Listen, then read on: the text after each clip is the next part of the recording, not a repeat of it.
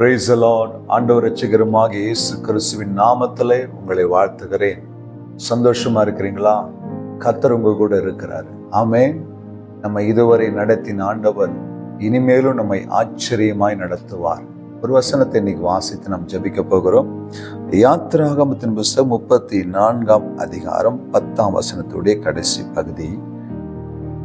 உன்னோடு கூட இருந்து நான் செய்யும் காரியம் பயங்கரமா இருக்கும்.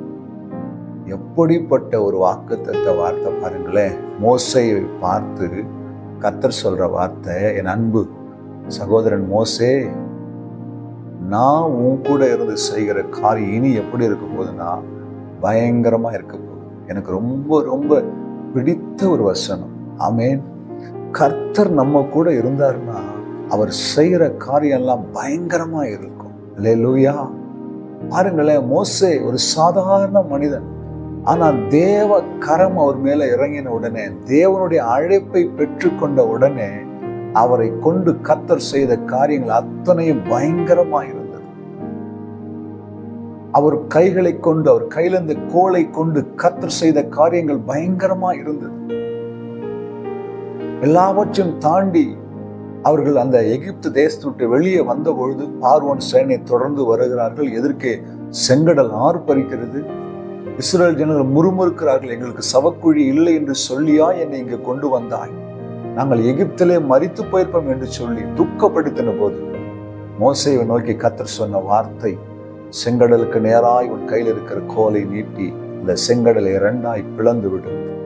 அதே போல மோசேயுடைய கைகள் நீட்டப்பட்ட பொழுது செங்கடல் இரண்டாய் பிளந்து போனது. மலையின் மேலே மோசே நிற்கிறார். கீழே யுத்தம் நடந்து கொண்டிருக்கிறது.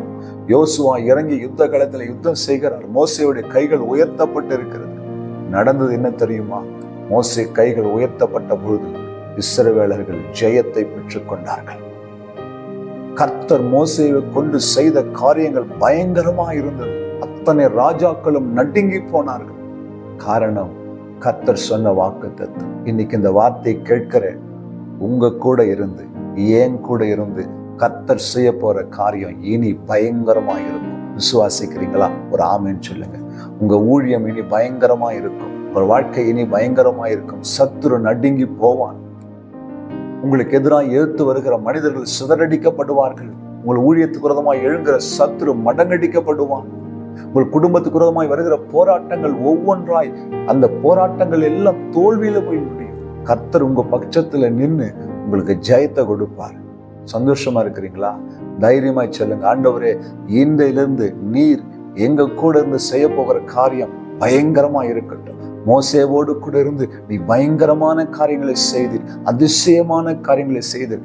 எங்க கூட இருந்து எங்க வாழ்க்கையில, எங்கள் பிள்ளைகள் காரியத்துல, கர்த்தர் எங்களுக்கு கொடுத்த ஊழியத்தின் பாதையில, நாங்கள் இருக்கிற பட்டணங்கள்ல, தேசங்கள்ல எங்க கூட இருந்து நீங்க செய்கிற காரியம் பயங்கரமா இருக்கட்டும் என்று சொல்லி ஜெபிச்சு பாருங்க. வார்த்தை இன்றைக்கு உங்கள் வாழ்க்கையில செயலாய் மாறும்.